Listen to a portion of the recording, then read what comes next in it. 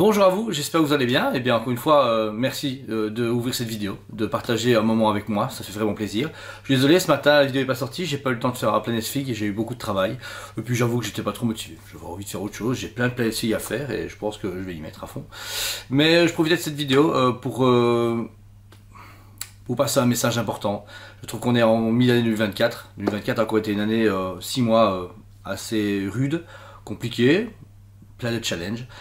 Je trouve vraiment merveilleux qu'en 2024 ici, après 13 ans d'existence, on soit toujours là, malgré les milliards de défis qu'on est arrivé maintenant. Et je voulais vous faire part aussi d'un truc qui se passe pour le moment. Je trouve que ça reste un effet global. Je trouve qu'il y a de plus en plus de problèmes qui circulent dans le monde. C'est très compliqué à gérer. Je trouve moi en tant qu'être humain qui a créé une entreprise à 19 ans et qui en est maintenant 32, je me rends compte quand même que le monde a dur à évoluer. Tous les jours des nouveaux défis, des façons que l'humain a géré soi-même n'est pas très respectable. Je trouve que la culture en a pris un coup aussi, mais bon, ça c'est autre chose. Et voilà, je voulais vous exprimer ce message, tout simplement, que je pense sincèrement que c'est un effet boule de neige qui s'est fait avec le temps, où les gens ont commencé à avoir un peu de mauvais retours, de mauvaise conscience, etc. Et à enchaîner, on voit plus le côté mauvais que le positif. Et ça se voit partout. Moi qui ai un magasin, beaucoup de gens maintenant sont beaucoup plus déprimés, sont beaucoup plus vite attirés par les mauvaises choses. Parce que c'est la vie, parce qu'on les pousse comme ça, je suis désolé, mais ce qui se passe dans le monde maintenant, ou ce qui se passe en général, c'est pas cool, que ce soit dans le travail, dans le monde privé, dans l'économie, dans la politique, dans l'écologie, machin, etc. Et c'est dur. Je pense que c'est important de le dire, même pour un mec comme moi qui est toujours optimiste, qui est toujours rock'n'roll, etc., qui vous montre ma passion et qui est super fier d'avoir une entreprise telle que celle-ci et d'être avec une équipe aussi passionnée et avoir des clients si géniaux. Et je pense que c'est important de vous dire que je sais pas comment ça va aller. Personne ne peut le savoir. On n'est pas Nostradamus, on ne peut pas savoir à l'avance comment ça va se passer. On n'a pas le pouvoir de changer les choses à grande échelle parce qu'on n'est que des cons qui travaillons simplement 5 jours par semaine, voire 6, et puis on essaie de rentrer chez nous et passer un peu de temps avec nos familles et passer du temps dans nos hobbies. C'est super important. Moi j'ai la chance de travailler dans ma passion, ça c'est super cool. Mais c'est pas facile, être indépendant, vous pouvez voir que pas mal de gens nous ont des retours comme quoi beaucoup d'entreprises dans notre domaine d'activité ne livraient pas leurs clients, avec des soucis pour payer des choses, etc. C'est pas vrai aux personnes. C'est vrai que nous, ce qu'on arrive à faire maintenant, ça demande beaucoup de travail. D'avoir les nouveautés dans les premiers, de faire les reviews, de mettre des photos, d'envoyer ça en moins de 24 heures, c'est d'un travail de taré. Et je sais que j'en demande beaucoup à mon équipe, mais je pense que c'est nécessaire pour plus tard ça aille mieux. Ça va bien maintenant, certes, mais c'est toujours tendu. Je trouve que, franchement, en toute transparence, depuis le Covid, ça fait 4 ans et demi que waouh, c'est sous tension, vous voyez. C'est comme si constamment, comme dans le comics Black Spider-Man où il a sauvé Tante May et vous avez ces poutrelles sur Spider-Man et qui est en train de soulever, qui sait qu'il doit aller plus haut que sa force physique pour les soulever, pour pouvoir aller sauver sa Tante May. C'est pareil. De se fait cette Tante May, et nous on est là comme ça en train de supporter la poutrelle. Alors l'avantage c'est que je suis pas tout seul, j'ai vraiment une grande joie d'avoir une équipe qui me soutient, qui m'aide, etc. et qui se bat à mes côtés. Et vice versa, vous êtes tous là à toujours avoir des beaux messages gentils, à nous soutenir, à vous rendre compte du travail qu'on fait derrière. Mais ça me rend juste triste parce que je vois plein d'entreprises fermées ou de gens qui arrêtent de collectionner parce que c'est plus comme avant. Alors c'est vrai, c'est plus comme avant. Moi ça fait... j'ai 32 ans, ça fait 20 ans que je suis dans le monde de la collection, même si ouais, j'ai commencé petit, mais moi déjà à 8-9 ans, je me bats dans les conventions, j'étais dans les magasins de jouets, à l'autre bout du monde. Mon père et mon grand-père m'ont inculqué une culture du jouet très prononcée, c'est pour ça que je suis toujours là, parce que j'adore, même les statues manga que je ne lis pas tout, j'adore les présenter, les montrer. Et c'est une passion que je pense que je n'arriverai pas à arrêter. J'ai déjà pensé, ça m'est déjà arrivé de me dire peut-être passer à autre chose, dire menuisier ou je sais pas, caissier, pourquoi pas, parce que j'adore, mais je remarque quand même que c'est ma passion. Le seul truc, à voir comment se réinventer. Je trouve que c'est un point important maintenant, c'est qu'on peut plus se permettre de juste un magasin de jouets. On peut plus juste ouvrir le magasin, prendre des nouveautés et les présenter, parce que constamment, il y a des choses qui arrivent qui font que le marché dégringole, ou les gens viennent plus en ville parce que des travaux, les gens ne consomment plus parce que financier et machin et des trucs. Et c'est constamment c'est la vie. Le problématique c'est la vie, on va pas se mentir, tout le monde qui a une vie le sait, que la vie est pas facile. Mais je pense qu'il y a quelque chose derrière.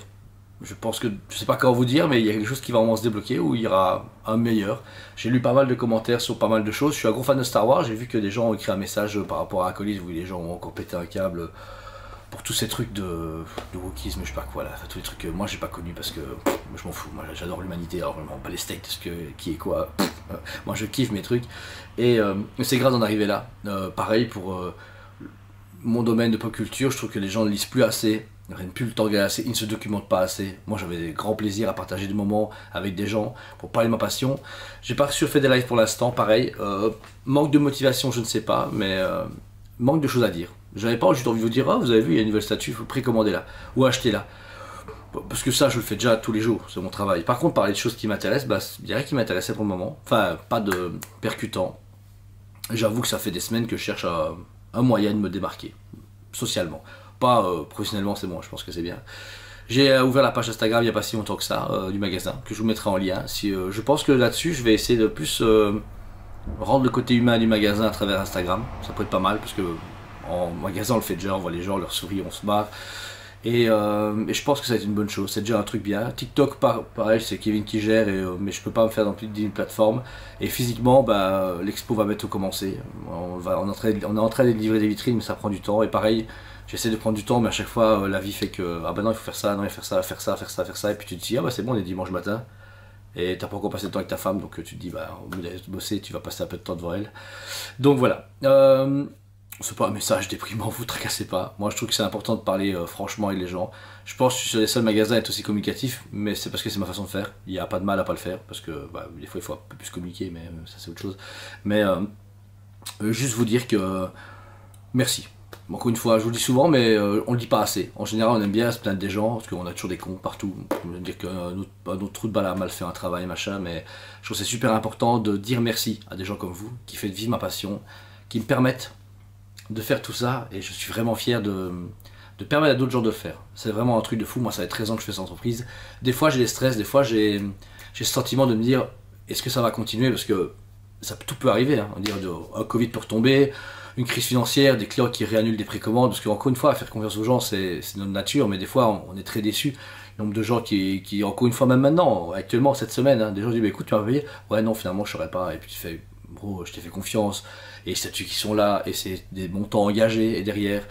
Et c'est toute une pression derrière qui est dure à gérer au quotidien. Mais et puis de toute façon c'est le rôle d'un patron, c'est gérer le stress et toujours le convertir en bonne chose, enfin d'après moi, c'est ce que je fais. Dès que j'ai l'occasion, j'essaie toujours de faire illuminer les gens autour de moi. Et je pense que si vous avez vraiment l'opportunité d'aller autour de vous, passez un bon message. Voyez toujours le beau côté des choses avant le mauvais. Voyez le verre à moitié plein qu'à moitié vide, parce que c'est ce que vraiment le monde a besoin, maintenant. C'est maintenant que ça se passe. J'ai vu la vidéo récemment de Nico Feingui qui disait que les gens ne regardaient plus ses vidéos, pas plus trop. Mais après voilà, ils s'en plaignaient pas trop, mais je comprends, le gamin il fait un travail de fou. Et derrière, les gens regardent plus, mais encore une fois, parce qu'on prend pas le temps. Même moi, j'ai vu sa vidéo miniature, oh je cliquais dessus, ma vie a passé, je me suis dit oh merde, je la regarderai bien, j'ai oublié. Mais après, le mec il va pas faire des spams, regarde ma vidéo 20 fois, il a pas que ça à glander, ça ne se fait pas, c'est pas bien. Mais pourquoi on ne prend plus le temps? Pourquoi on ne catalogue plus, se dire ok, vendredi soir c'est la vidéo de Nico, oh bah tiens, samedi soir j'allais bien me faire un bowling avec mes potes. Je trouve que même dans mon entourage, les gens sont beaucoup plus fades, ils sont à la flemme, et ça c'est quelque chose que je ne conçois pas. Vous avoue, j'en suis très déçu en général, parce que beaucoup de personnes que je côtoie me disent ah tu fais ça, ouais non je sais pas, j'hésite, et machin. Alors comme ça, un problème d'argent je peux comprendre, mais quand c'est une question de motivation et de temps, le temps on le prend toujours, et la motivation elle vient que de soi. Il n'y a rien qui peut nous démotiver, enfin il y a des gros drames dans la vie, mais la vie continue. Et donc voilà. Toys Planet représente 13 ans de ma vie en tant qu'indépendant, 30 ans d'héritage et 20 ans de rêve. Ici cette année, avant mon anniversaire, j'espère ouvrir du coup cette expo magnifique, cet endroit où je vais pouvoir m'exprimer de nouveau, faire rêver des centaines de milliers de personnes. Donc si vous avez l'occasion de partager mon travail, mon entreprise, à votre entourage qui ne connaissent pas, n'hésitez pas. Pas forcément cette vidéo, mais je serai heureux du coup d'accueillir de nouvelles personnes dans l'entreprise, d'un point de vue client. Je n'engage pas des gens pour le moment, c'est déjà très bien pour le moment. Et voilà, je voulais encore vous remercier, sincèrement. Si vous voyez cette vidéo, et que vous êtes content d'être là, et que tous les jours à 8 h du matin sur YouTube, tous les jours sur Facebook, sur Instagram, sur TikTok, et surtout, ceux qui ont la chance d'être en magasin, sachez qu'à chaque fois que vous passez le seuil de ma porte, c'est un plaisir ultime de vous revoir. Même si vous passez me dire bonjour, même si vous passez voir un truc, même si vous passez me dire quoi que ce soit de votre vie, ça m'intéresse. Pourquoi? Parce que c'est ça l'essence d'un commerçant. C'est pas vendre sur internet des bouts de résine à 2 balles super chers, ni vendre du jouet bas de gamme, non. Le but, c'est échanger dans sa passion et en tant qu'être humain. Donc faites-le. Si cette vidéo vous a remonté le moral, bah mettez un pouce. Si c'est pas déjà fait, abonnez-vous, mais de toute façon, je pense que avec cette vidéo, vous vous êtes abonné. Merci encore. Aux 10 000 sur YouTube, aux 13 000, 14, 17, 20, 19 000 sur Facebook, je ne sais plus combien ils sont. Merci à vous tous pour ces moments fantastiques en votre compagnie. Voilà. On se dit à demain, après-demain, après-demain pour de nouvelles aventures. On est là pour vous. C'était Julien chez Toysmith. Je vous remercie, je vous aime beaucoup et je vous dis à très bientôt.